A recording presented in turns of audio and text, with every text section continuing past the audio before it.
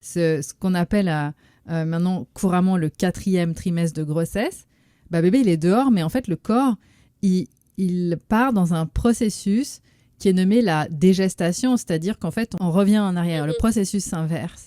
Et ça prend à peu près un trimestre. Et en plus, le bébé, quand lui, il est dehors, il n'est plus à 37 degrés dans sa piscine, il ne peut plus avoir tout ce qu'il veut quand il veut, donc forcément que son seul moyen de s'exprimer, c'est de pleurer. Et donc, les mamans, ça les stresse, et les pères aussi, parce qu'ils vont devoir commencer à comprendre. Et d'où l'intérêt d'avoir un accouchement connecté avec son bébé pour avoir déjà le plus possible confiance en soi, en son intuition. Et même là, il y a des femmes qui ont besoin qu'on leur rappelle qu'elles savent.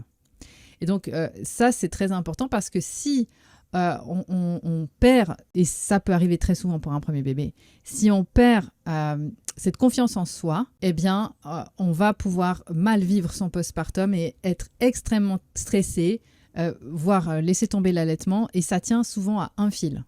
Ça, c'est quelque chose que je vois souvent, des mamans que j'accompagne, à quel point c'est important justement qu'on leur rappelle ça, parce que souvent elles accouchent, premier bébé, elles vont faire un check chez l'ostéopathe, et puis des fois un bébé il a un petit reflux, ou il va avoir un peu de douleur au ventre, ça peut arriver, il faut que le bébé se mette en route aussi. Et du coup, ces mamans, souvent, j'entends des choses, elles sortent des cabinets, elles me laissent des messages, elles me disent, raconte une histoire récente.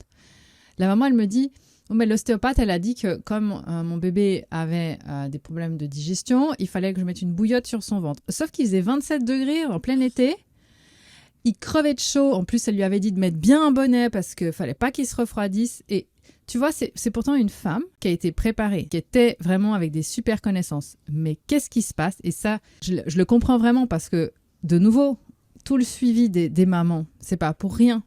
C'est pour comprendre la psychologie et les moments charnières. Et ce qu'on voit dans le postpartum, c'est toujours le même scénario. C'est que la maman, elle se retrouve tellement chamboulée. Ça, c'est très, très fort pour un premier bébé. Ça, c'est vraiment très, très important de comprendre ça.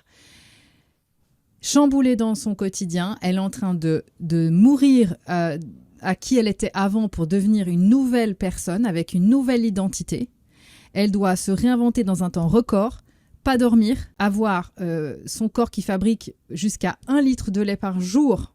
C'est un travail à plein temps. Hein. En plus, pour la plupart, elles doivent tout mener de front, c'est-à-dire la charge mentale, tu sais, une maison bien rangée. C'est pour ça qu'il y en a beaucoup aussi qui pètent un plomb parce qu'elles veulent rester comme avant, puis elles s'accrochent un peu, tu vois, à leur vie d'avant.